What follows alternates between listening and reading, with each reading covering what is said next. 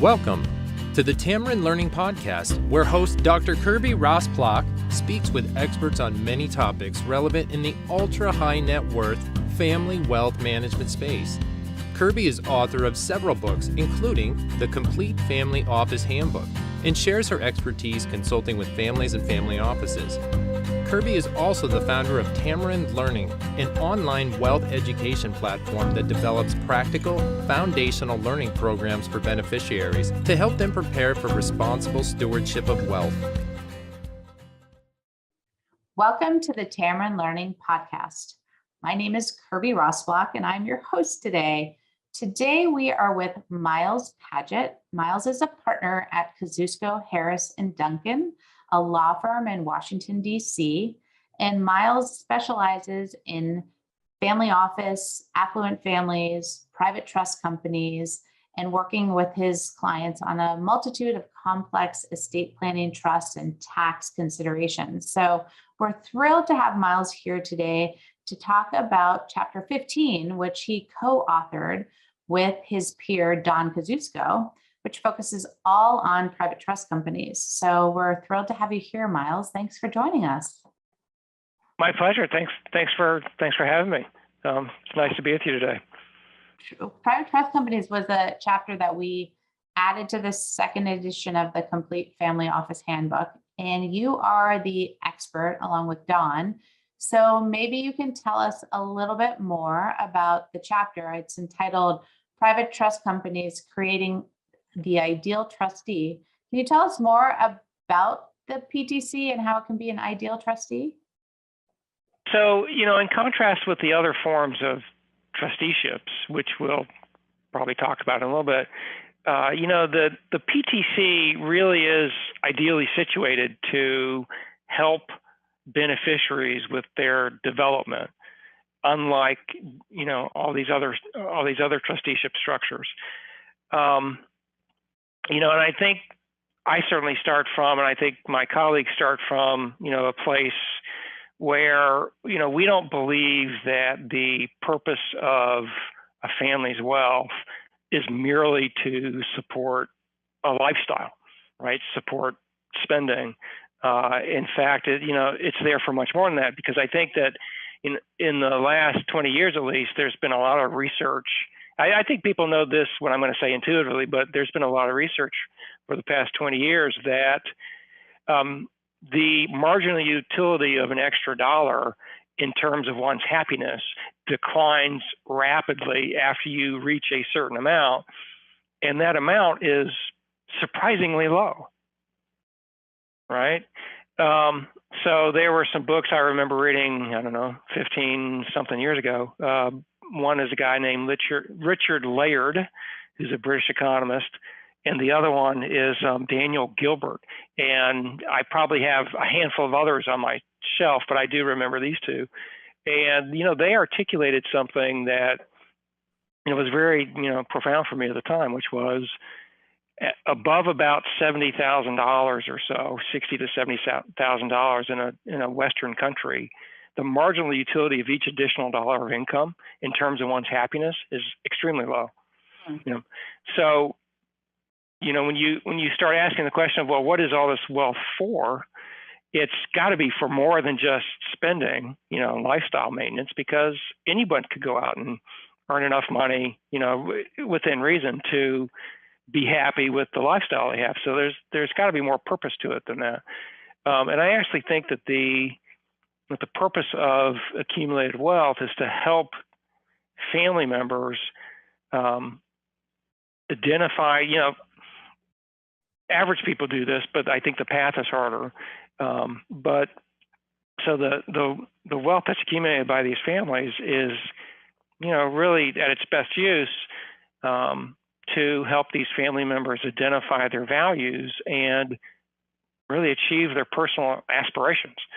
Tell us more in that vein, maybe, Miles, why a private trust company is this ideal trustee. I mean, how does it differ? You mentioned some of the different other fiduciary options, corporate or commercial trustee or an individual trustee.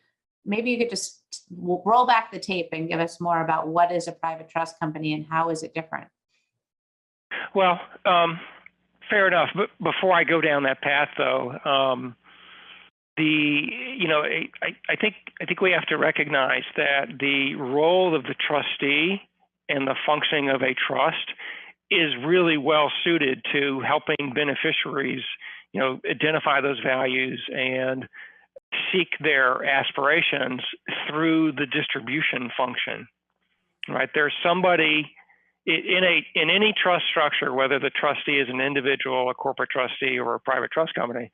There's somebody who is making a decision about when a beneficiary gets money, for what purpose, and how much. So that process, if done well, really lends itself to helping beneficiaries achieve, helping them identify what their values are, what their aspirations are, and helping them craft a path to achieving them, all through the distribution function. At its best, when the trustee is a mentor and something of a life coach, I guess, a personal coach, all those things happen, right? Through the asking questions about what are your goals in the next several years, how do you plan to get there, things like that. In the other structures, so the reason why Don and I titled the article the way they did, which is that it's the ideal trustee, and the other structures, doing that is extremely difficult. So the other structures, the alternatives are things like, it's a traditional corporate trustee, or, the traditional individual trustee, the plain old, Uncle Joe. And then, over the last 25 years or so, there's been the sort of the directed trust structure that's come about in states like the states with the best laws now all have it, but originally in Delaware. So if you think about the distribution function and how it can go from simply historically, sorry, I'm backtracking on that, but historically, a traditional trustee would get a request from a beneficiary, a reason for why the beneficiary wants the money, and the trustee would make the decision. And maybe there would be a discussion there, but I mean, that's pretty much the process. And the trustees would spend most of their effort on administrative stuff and particularly investments, but not so much effort on beneficiary development. No really robust process around distributions and what are they for and how can we plan ahead for, the goals you have 5 years from now and such. And there are various reasons for that. In the corporate trustee context, the traditional corporate trustee context, it's just very expensive to do that. I mean, it takes a lot of resources, both in time, human time plus hard dollars to pay for the staff. In the individual context, it was hard to accomplish because, as you can imagine, the people who are good at that are folks with high emotional intelligence, and there are just very few of those. If you had an individual trustee, they would have to be almost the equivalent of like the philosopher king to be able to do all the things one has to do to run a trust well, plus do the distribution function well. Those people are just, they exist, but they're rare. And in the directed trust structure, you can accomplish a robust distribution function pretty well, but not at scale. And by not at scale, I mean, I have various issues with directed trust, but in relation to the distribution function, if a directed trustee is well suited to a family who has 2 or 3 or maybe even 6 trusts, large trusts, if they have 100 trusts or 150 trusts, it's extremely difficult just due to scale to go through that process with the beneficiaries, in that many trusts. It's easier to do in a private trust company. And I have other issues with directed trusts, like, most of them are legal, which is things like which state has jurisdiction over the activities of those parties, right? So if you have, a typical directed trust as an administrative trustee, situs in a state, it's a distribution committee, and it's an investment advisor. So you have 3 fiduciaries, right? They truly are fiduciaries, and they're the equivalent of co-trustees all over the place, right? So I query, where is the trust located for purposes of applying a particular law to an issue, or for allowing a jurisdiction to subject to trust to tax, or for getting venue over a fiduciary in litigation, that sort of stuff. So, I have lots of concerns about directed trusts that, don't really involve the distribution function. But I think, for my purposes, the PTC allows for, of all the alternatives out there, the PTC is the most robust for delivering a high quality distribution function.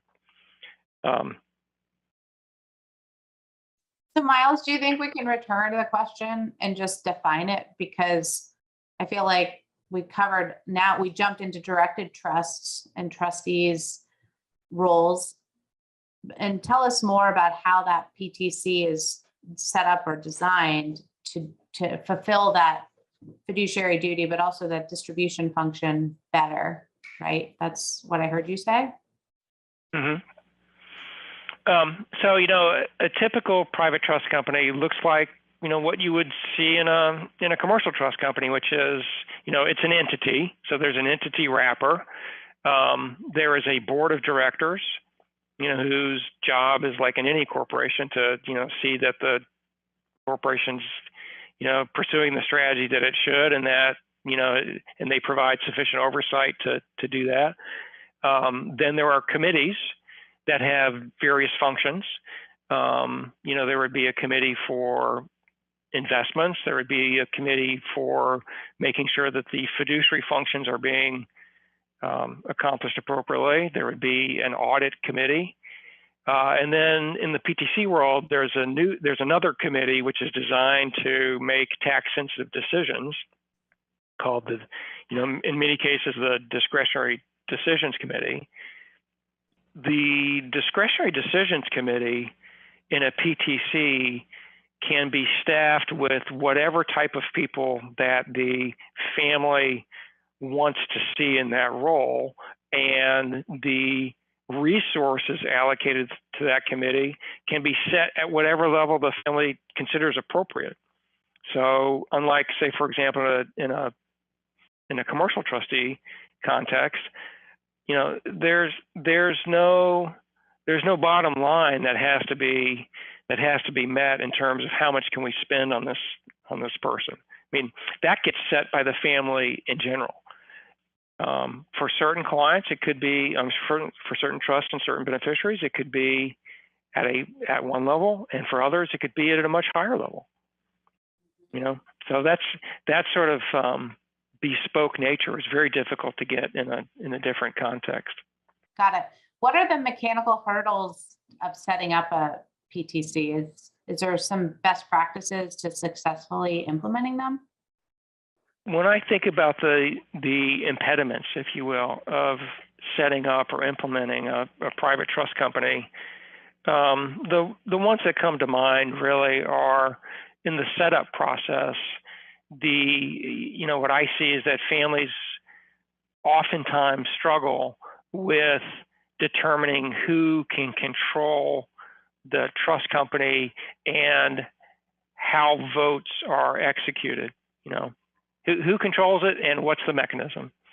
And that's because there are,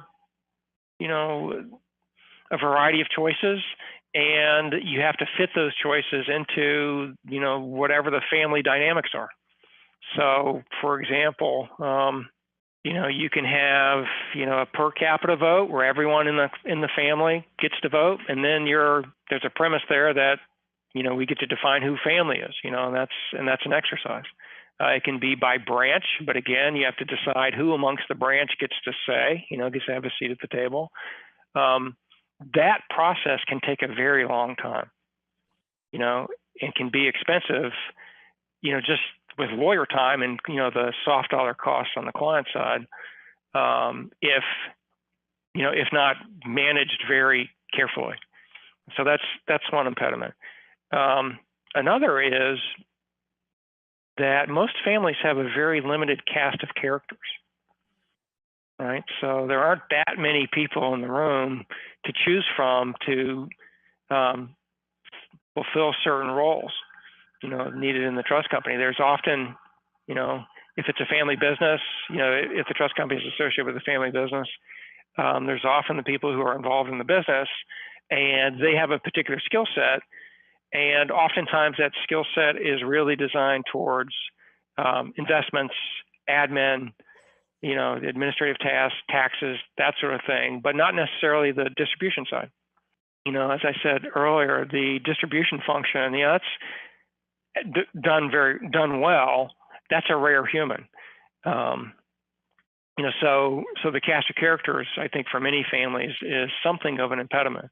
Is that they just don't have enough people to choose from, or they want to use one person for many roles, and that is a burden on that person relative to what their other duties are.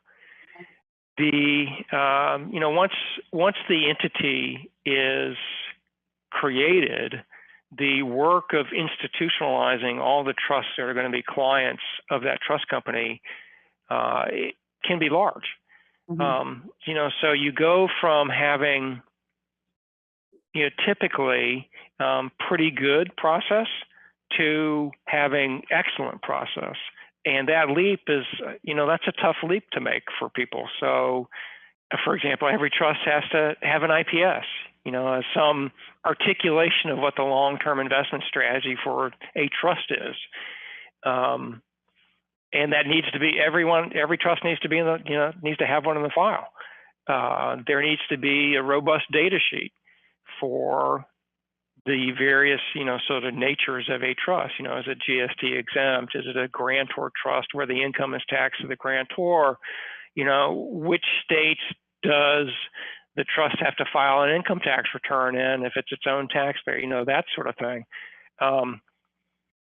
Most clients that I see don't have yet a robust data system for their trust. So they go from having an okay data system to having, a robust data system.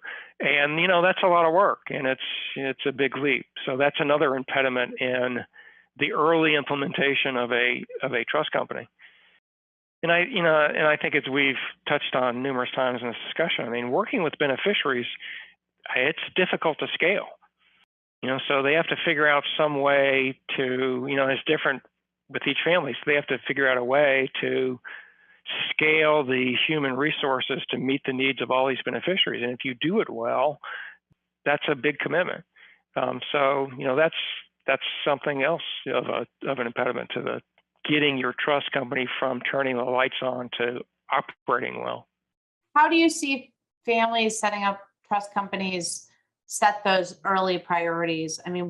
What does success look like when you're in that formative stage and prioritizing the key objectives for that PTC? Well, I think that, so let me answer that by maybe answering a different question, which is, if the family has decided to pursue a private trust company, they've gone through the process and they finally reached the point where they say, yes, we want one or we need one. Then I think, if I were internally in charge of making that happen, the priorities list would be, we need to make decisions and articulate what the family governance is going to be. Who gets to participate and how. This is what we were talking about a little earlier. There is a long lead time and much work that has to happen in actually transitioning a trust from where it is prior to the private trust company into the trusteeship, of the private trust company. That's a longer process than most people think. So that's an early priority item. So because it's a long lead term item.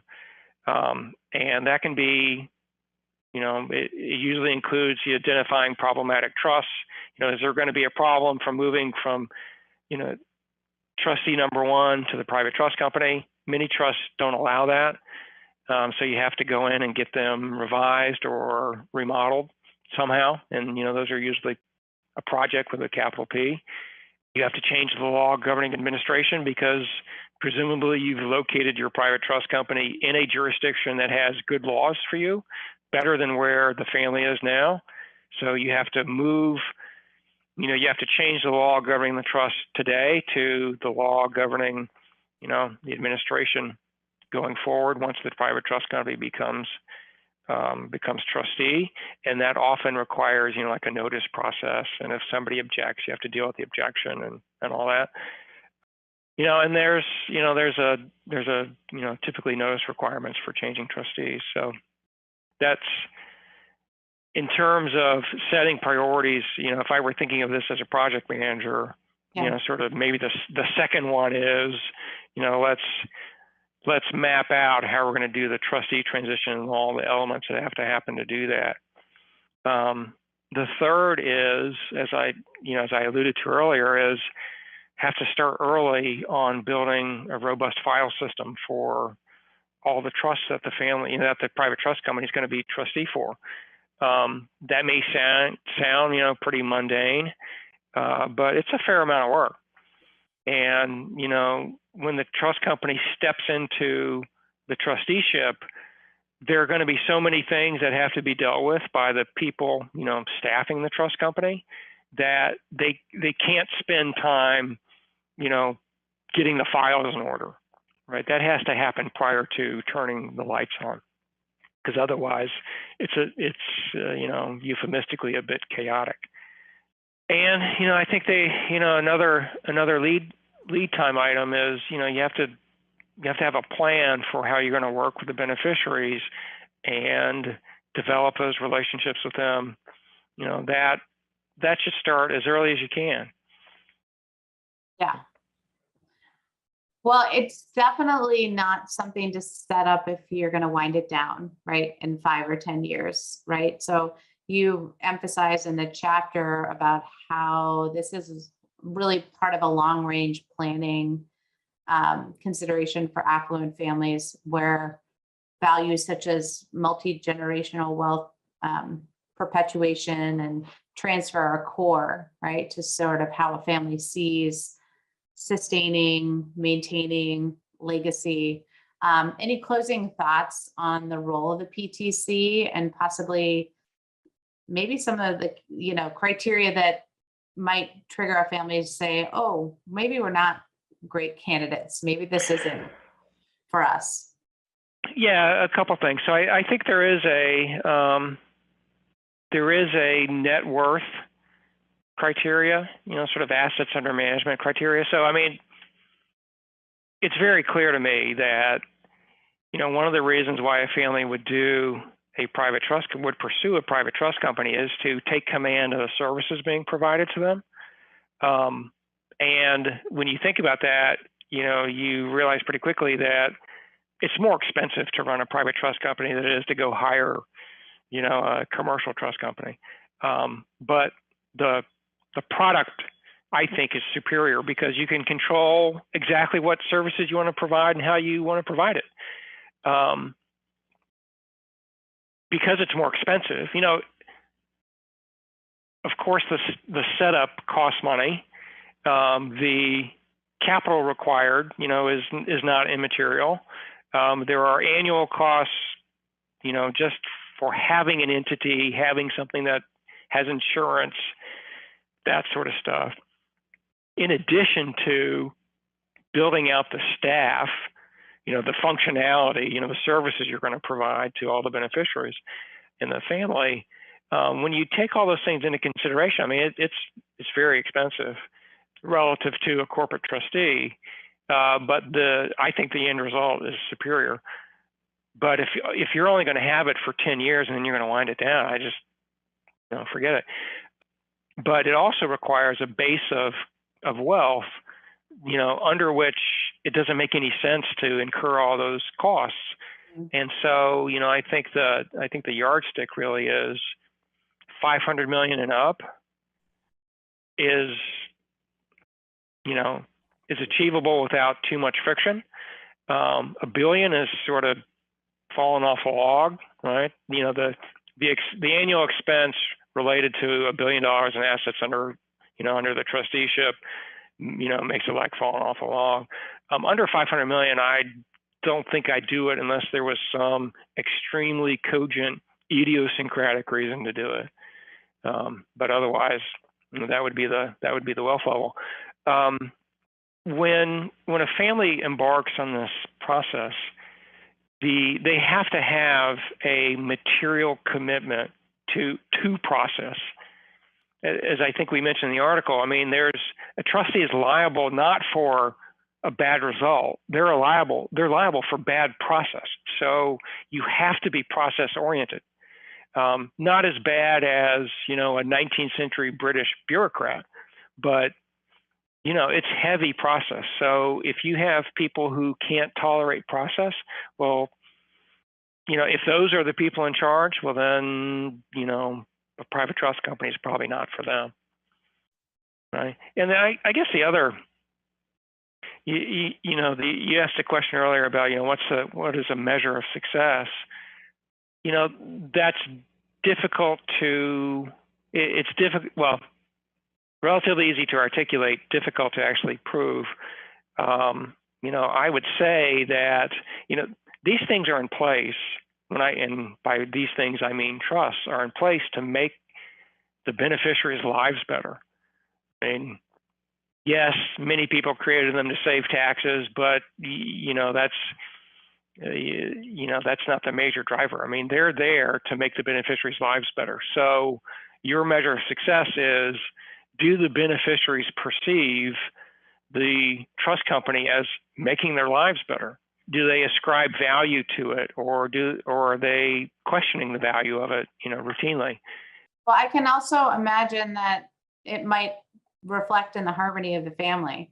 That if you see family conflict mitigated, if you see the ability to have greater transparency and more fruitful relationships manifest. A lot of money doesn't always enhance, right, the togetherness and affinity of a family. And sometimes really good governance, which a private trust company can customize, right, to a family, can dramatically move the needle in building harmony and happy relationships that may otherwise not be as easy, particularly if you have a lot of family member trustees who now are in sticky situations and asked to opine on nieces and nephews and extended family.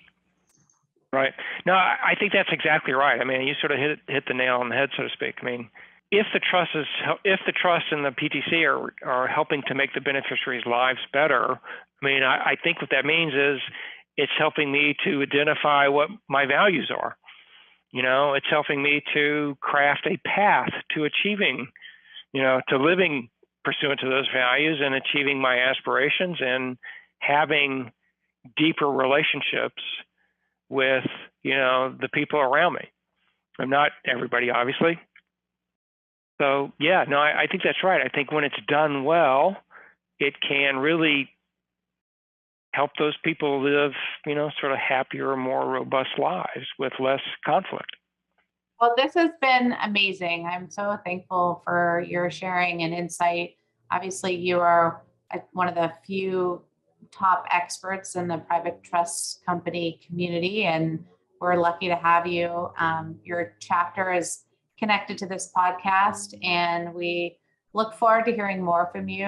Obviously, we have a lot of changes potentially on the horizon with estate planning and tax considerations. So, Miles, thank you so much for joining us here on the Tamarind Learning Podcast today.